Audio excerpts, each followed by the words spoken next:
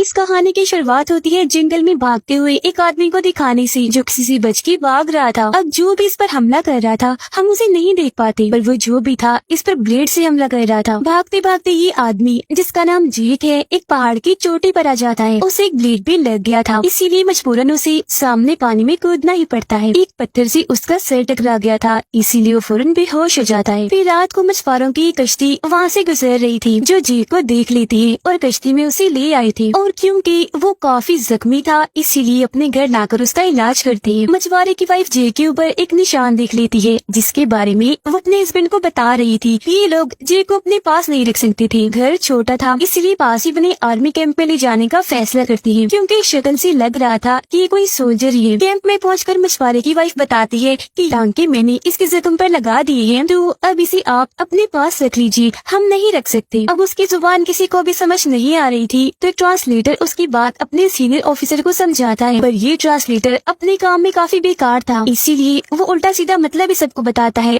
जो किसी को भी समझ नहीं आती। और वो औरत अपनी जुबान में समझाती है कि हर 6 साल के बाद मंदिर में एक डेथ वॉरियर यानी मौत का योद्धा आता है, जो किसी को नहीं छोड़ता, इसीलिए सब मरने वाले हैं। पर जे को यही छोड़ने के बाद ये औरत वापिस अपने घर आ जाती है। फिर जब उसे होश आती है तो एक ऑफिसर उससे पूछताछ करने के लिए आई थी, यानी कि वो कौन है और उसका क्या मकसद है। पर जे को कुछ भी याद नहीं था, यहाँ तक कि अपना नाम भी नहीं। ऑफिसर कहती है कि हमने तुम्हारी तस्वीरें और उंगलियों के निशान ले लिए और अब जल्दी हम ये पता लगवा लेंगे कि तुम कौन हो, तुम्हारा डेटा बेस पर भेज दिया गया है। ऑफिसर उसे एक डिवाइस दिखाती है, साथ ही ये भी बताती है कि ये हमें तुम्हारे पास ही मिली थी। जी को उस डिवाइस के बारे में भी कुछ याद नहीं आ रहा था, वो बस इतना कहता है कि मेरे ख्याल से इस डिवाइस को ये पता लगवाने के लिए इस्तेमाल किया जाता है कि किसी जगह पर शुआएं और गैसेस है या नहीं, और मेरा बाकी सामान किधर है। ये सुनकर ऑफिसर को उस पर शक होने लगता है कि जरूर ये कुछ छुपा रहा है और बस कुछ याद ना आने का ड्रामा कर रहा है। तो इसीलिए सीनियर ऑफिसर को गुस्सा आ गया था। वो जी को कहता है कि मेरे ख्याल से तुम ऐसे प्यार से अपना मुंह नहीं खोलोगी, हमें दूसरा रास्ता इख्तियार करना पड़ेगा। दरअसल ये उसे मानकर मुंह खुलवाना चाहते थे, और अब एक ऑफिसर जैसे उसे मारने लगता है तो जेक उसे पकड़ लेता है, गोली से उस पर हमला करके उसे नीचे गिरा देता है। जिसके बाद एक और ऑफिसर जैसे उसे मारने के लिए आगे बढ़ता है, जेक उसे भी टांग से मारकर गिरा देता है। बड़े ही अलग अंदाज में वो सबको मारता जा रहा था। बेशक उसे कुछ याद नहीं था, पर अपने लड़ने के सारे स्टाइल याद थे, इसीलिए वहाँ का कोई भी सोल्जर उसके सामने टिक नहीं पा रहा था। तभी यहाँ वो ऑफिसर आती है। बाकी को तो जेक ने ढेर कर दिया था, पर वो चुपके से उसे इंजेक्शन लगा देती है, जिससे वो बेहोश हो जाता है। होश आने पर ऑफिसर उसे दोबारा वही सवाल करती है कि तुम कौन हो, तुम्हारा मकसद क्या है, तुम कोई जासूस तो नहीं। तब जे कहता है कि मुझे सिर्फ इतना याद है कि कुछ मछुआरों ने मेरी जान बचाई थी, पर मैं वहाँ पहुँचा कैसे ये मुझे नहीं याद आ रहा। बस मैं इतना जानता हूँ कि वो बहुत ताकतवर है, हम सबको मार डालेगा। जो सुनकर ऑफिसर काफी हैरान रह गई थी। वो जे को बाहर लेकर जाती है आसपास की जगह दिखाने के लिए, ताकि उसे कुछ याद आ सके। जी हाँ, तभी एक अजनबी आता है, जो दरअसल एक वॉरियर था। आते ही वो सभी सोल्जर से अकेले ही लड़ने लगता है। हालांकि उसके पास कोई हथियार भी नहीं था, पर फिर भी सबको मारता हुआ उनकी गोलियों से बचता जा रहा था। हाथों से टांगों से सबको ढेर कर रहा था। सबको मारने के बाद वो जेक से कहता है कि जल्दी करो, हमें यहाँ से निकलना है, क्योंकि वो जेक को जानता था पर वो नहीं। लेकिन फिर भी जेक उस पर भरोसा करता है और उसके साथ यहाँ से भाग जाता है। रास्ते में आने वाले सोल्जर्स को भी वो मारते जा रहे थे, और फिर एक काफी बड़े खेत में आ जाते हैं, जहाँ झाड़ियों में से निकलकर और भी बहुत सारे लोग उनके पास आ जाते हैं। इनकी हुलिये काफी अजीब थी, क्योंकि सारे ही वॉरियर्स थे जो जेक को भी जानते थे, पर उसे अभी भी कुछ याद नहीं आ रहा था। वो लोग भी काफी परेशान थे, ये सोचकर कि आखिर हमें पहचान क्यों नहीं रहा। अब इससे पहले कि वो जेक को लेकर मंदिर जाते, ऑफिसर और उसके साथी यहाँ आकर इन पर हमला कर देती है, और जेक को एक बार फिर से पकड़ लिया जाता है। दोबारा पूछताछ करने पर वो बताता है कि मुझे नहीं पता कुछ भी, बस इतना जानता हूँ कि वो लोग मुझे जानते हैं, मेरा कोई ना कोई ताल्लुक तो है उनसे। और हाँ, मेरी बात सुनो गौर से, तुम सब यहाँ से भाग जाओ, यहाँ खतरा है, सब मारे जाओगे। मैं नहीं जानता कि ये बात मैं क्यों कह रहा हूँ, पर इसमें 100% सच्चाई है। और सुनो सुनो, मुझे याद आ रहा है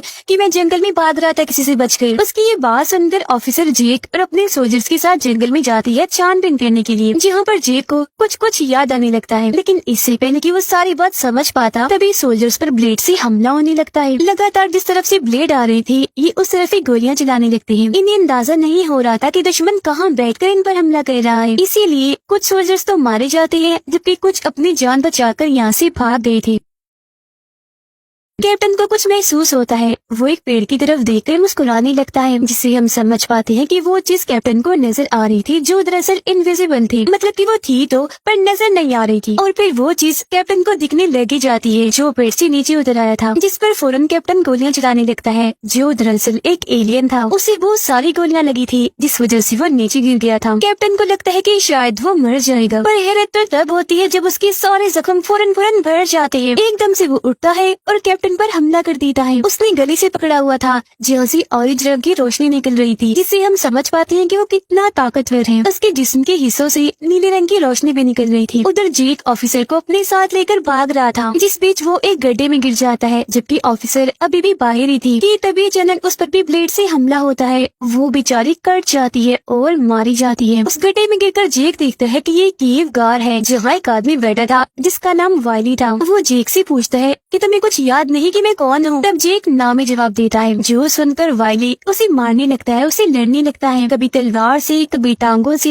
कभी लकड़ी के टुकड़े से, ताकि जेक को सब याद आ जाए, पर कोई फायदा नहीं होता। फिर नॉर्मल होने के बाद वाइली जेक को बताता है कि आज जिसने तुम पर जंगल में हमला किया था वो असल में एक एलियन है जो दूसरे प्लेनेट सियारे से आया है। उसे डेथ वॉरियर यानी मौत के योद्धा के नाम से भी जाना जाता है। जमीन पर आने का उसका मकसद बस एक ही है, दुनिया और इंसानियत को तबाह करना, और अब तुम्हें उसे खत्म करना होगा, क्योंकि एक वॉरियर ही वॉरियर को मार सकता है, हरा सकता है। और जेक तुम ही हमारे वॉरियर हो। उनकी बात के साथ ही यहाँ उनके बाकी साथी भी आ जाते हैं जो जेक को मंदिर ले जा रहे थे, जहाँ जेक की मुलाकात एक फीमेल वॉरियर से भी होती है जो उसकी दोस्त थी, पर जेक को वो भी याद नहीं थी। फिर अब वाइली जेक को एक दीवार पर बनी गोल शक्ल के पास लाता है और बताता है कि हर 6 साल के बाद जमीन के पास से एक प्लेनेट सियारा गुजरता है, और जब भी ऐसा होता है उस दुनिया का एक पोर्टल रास्ता खुल जाता है, जिस रास्ते के जरिए वो एलियन यानी डेथ वॉरियर हमारी दुनिया में आ जाता है। और वो रास्ता यही गोल शक्ल वाला है। उस एलियन को कोई आम इंसान नहीं हरा सकता, क्योंकि वो बहुत ही खतरनाक ताकतवर होता है। उसे हराने के लिए सदियों से मंदिर के गुरु लोगों को लड़ना सिखाते हैं, उन्हें वॉरियर बनाते हैं। अगर एक इंसानी योद्धा उसे ना हरा पाया तो वो एलियन योद्धा इस पूरी दुनिया को खत्म कर देगा। और अब जी तुम्हें हमारी आखिरी उम्मीद हो, कैसे भी करके तुम्हें उस एलियन वॉरियर को हराना ही होगा। जी की सारी बातें सुन तो रहा था पर हैरान था, लेकिन अब तक वो ये समझ गया था कि मैं इन सब लोगों के लिए बहुत खास हूँ। अब उसे भी वही कपड़े पहनाए जाते हैं जो बाकी वॉरियर्स ने पहने हुए थे। ये कोई आम कपड़े नहीं थे, बल्कि इनमें ऐसी खास टेक्नोलॉजी का इस्तेमाल किया गया था जिससे एलियन इन्हें नहीं देख सकता था। मतलब जैसे वो इन्हें इनविजिबल नजर आता है, ये भी उसकी तरह इनविजिबल होने की ताकत रखते हैं। जिसके बाद ये लोग अपने मिशन यानी एलियन को ढूंढने के लिए निकल जाते हैं। रास्ते में एक वॉरियर जेक को आसमान में वो प्लेनेट दिखाता है और बता रहा था कि यही उस एलियन का प्लेनेट है, घर है, जो 6 साल के बाद आ गया है। लेकिन इससे पहले कि ये यहाँ से जाए, हमें एलियन को पकड़ के या तो खत्म करना होगा या प्लेनेट के उस रास्ते से वापस भेजना होगा जो मंदिर में है, क्योंकि अगर प्लेनेट यहाँ से चला गया तो वो दरवाजा 6 सालों के लिए बंद हो जाएगा। जिसके बाद एलियन को